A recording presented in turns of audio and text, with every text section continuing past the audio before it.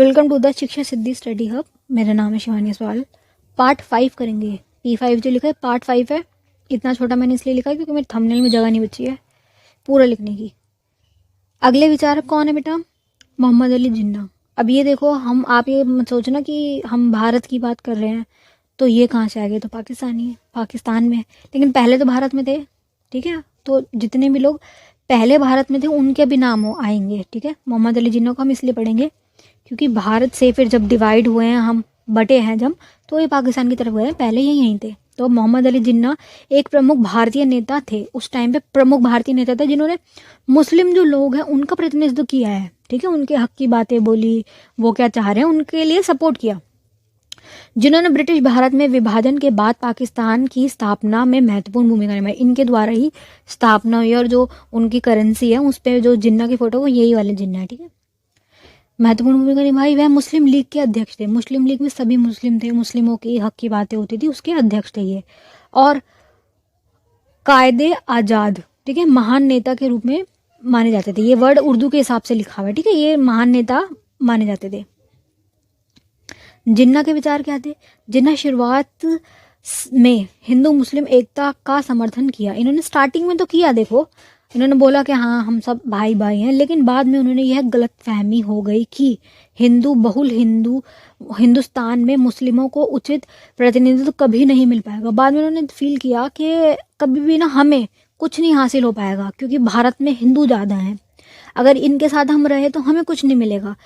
अगर अंग्रेज जाते भी हैं तो अभी तो हम पे अंग्रेज कब्जा कर रखे हैं, अंग्रेजों के जाते हिंदू हम पे कब्जा कर लेंगे, हम तो आज़ाद हो ही नहीं पाएंगे। इनके मन में ये बात थी, तो इन्होंने ये चाहा कि हमें अलग से रहना, हम तुम्हारे साथ रहेंगे ही नहीं, हम एक ऐसी जगह रहेंगे जो सिर्फ और सिर्फ हमारा होगा। हम सारे पाकिस्तानी लोग रहेंगे, हम रहेंगे, हमारे मुस्लिम लोग रहेंगे, और तुम्हारा हमसे कोई लेना देना नहीं होगा, ताकि हमें भी क्या है सत्ता में भागीदारी मिल सके। ठीक है, इसके बाद वह एक नए राष्ट्रीय पाकिस्तान की स्थापना के घोर समर्थक बन गए। इन्होंने फिर ये बात देखी कि नहीं भाई, हमें रहना ही नहीं हिंदुओं के साथ, हमें तो अलग ही रहना। फिर इन्होंने ये क्या मांग कर दी, पाकिस्तान हमें हर हाल में चाहिए।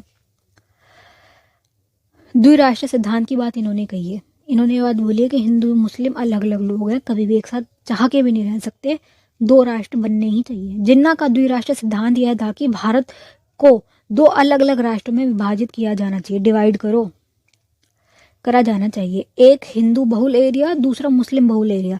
उन्होंने तर्क दिया अंग्रेजों को सत्ता का हस्तांतरण करते समय हिंदुओं के हाथ में ही नहीं सौंपा जाना चाहिए। उन्होंने ये फील किया कि अंग्रेज जब जाएंगे सत्ता हिंदुओं के हाथ में दे जाएंगे, क्योंकि हिंदू ज़्यादा है, क्योंकि इसका भारतीय मुसलमानों और हिंदुओं के अधीन रहना पड़ेगा। उन्होंने क्या बोला कि इस हिसाब से तो फिर मुसलमानों को हिंदुओं के अधीन रहना पड़ जाएगा, हम तो इनके अंदर दब के रहेंगे जीवन भर, हमारी संख्या कम है। तो इन्होंने मांग करी हमें अलग ही रहना, हमें तुम्हारे साथ रहना ही नहीं।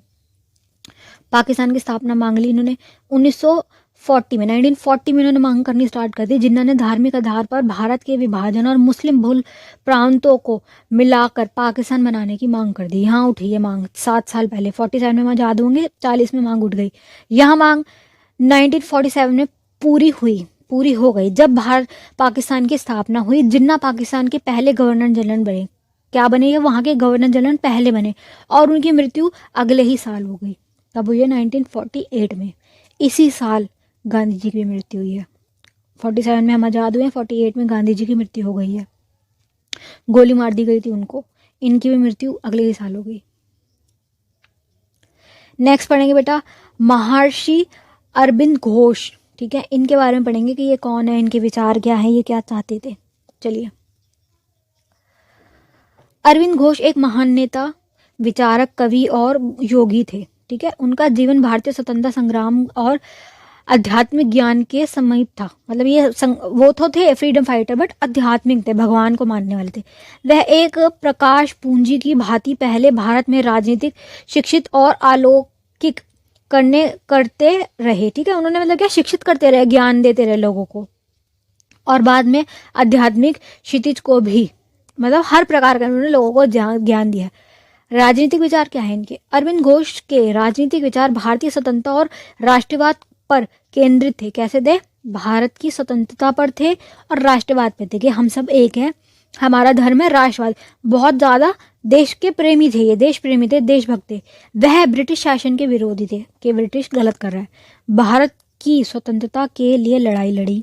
उनका राष्ट्रवाद बहुत महत्वपूर्ण और आध्यात्मिक राष्ट्रवाद था। अध्यात्म मतलब भगवान के जरिए पे चल के, नहीं हिंसा करनी, भगवान के तौर तरीकों के हिसाब से, जिस पर मैजिनी और आयरलैंड के राष्ट्रवाद का प्रभाव पड़ा। ठीक है, इनके ऊपर उनके राष्ट्रवाद का प्रभाव पड़ा। लोकतंत्र और समाजवाद चाहते थे ये। अरविंद घोष ने लोकतंत्र चाहा, समाजवाद चाहा। समाजवाद का क्या मतलब बेटा? एक ऐसा समाज जिसमें सब बराबर हो, सबको बराबर के अधिकार हो। अपने विचारों को व्यक्त किया। वह लोकतंत्र को व्यक्तिगत स्वतंत्रता पर पोषक नहीं मानते थे। वो लोग क्या बोलते थे? व्यक्तिगत स्वतंत्रता पर पोषक नहीं मानते थे। और समाजवाद को व्यक्तिवाद, राष्ट्रवाद और विश्व बंधुत्व के प्रतीक में मानते थे कि अगर समाजवाद आएगा तो वो क्या होगा? एकता लाएगा, राष्ट्रवाद लाएगा, व्यक्तिवाद लाएगा कि व्यक्ति को आज़ादी मिले, सारे अधिकार मिले। आध्यात्मिक विचार क्या थे? भगवान से रिलेटेड क्या बातें थी? अरविंद घोष के आध्यात्मिक विचार भारतीय दर्शन और योग पर आधारित थे। भारतीय दर्शन और योग, योगा होती है ना, योग, उस पे वह आध्यात्मिक स्वतंत्रता को अधिक महत्वपूर्ण मानते थे। आध्यात्मिक, क्या आपको किसी भी धर्म को मानने की आज़ादी हो, और मानव जीवन में इसका महत्व को स्वीकार करते थे कि भगवान इंसान के जीवन में कितने महत्वपूर्ण है। इस विचार से यह स्पष्ट होता है कि अरविंद घोष एक महान विचारक और नेता थे जिनका भारतीय स्वतंत्रता संग्राम और आध्यात्मिक ज्ञान में महत्वपूर्ण योगदान रहा। अरविंद घोष के विचार राष्ट्रवाद, धर्मनिरपेक्षता तक, किसी भी धर्म को मानो, कैसे भी मानो, और राज्य पर केंद्रित थे। उनका राष्ट्रवाद भारतीय संस्कृति और आध्यात्मिकता पर आधारित था। ठीक है, जिससे उन्होंने भारत माता की स्वतंत्रता और गौरव की बात की कि भारत माता की जय, भारत माता है, भारत माता है, ऐसे इस प्रकार से। उनका राष्ट्रवाद एक धर्म बताया। उन्होंने राष्ट्रवाद को धर्म बता दिया कि जो देश का प्रेम है ना, ये एक धर्म है। अपने देश से प्रेम करो जो ईश्वर प्रदत्त है और जिसको लेकर हम जीवित रहना है। राष्ट्रवाद के मुख्य बिंदु। राष्ट्रवाद जो इन्होंने बताया, इनके हिसाब से भारत माता की स्वतंत्रता चाह रहे थे। अरविंद घोष ने दास्ता की बेड़ियों को जकड़ी तिरस्कार करा। इन्होंने क्या बोला कि जो दास्ता की बेड़ियों में हम जकड़े में, उसको हम बहिष्कार करते हैं, तिरस्कार करते हैं। भारत माता को स्वाधीन बनाना चाह रहे थे। आध्यात्मिक धारातल, उन्होंने राष्ट्रवाद को धार्मिक बता दिया, आध्यात्मिक धारातल पर प्रतिष्ठित किया। ठीक है, राष्ट्रवाद का स्वरूप क्या था? अरविंद घोष ने राष्ट्रवाद को उदारता और देवी शक्ति के प्रति माना। इन्होंने बोला कि तो भगवान की जो शक्ति आता है उसके बराबर है। धार्मिक विचार क्या? धर्मनिरपेक्ष, किसी भी धर्म को मानने की आज़ादी हो, किसी प्रकार की रोक टोक ना हो।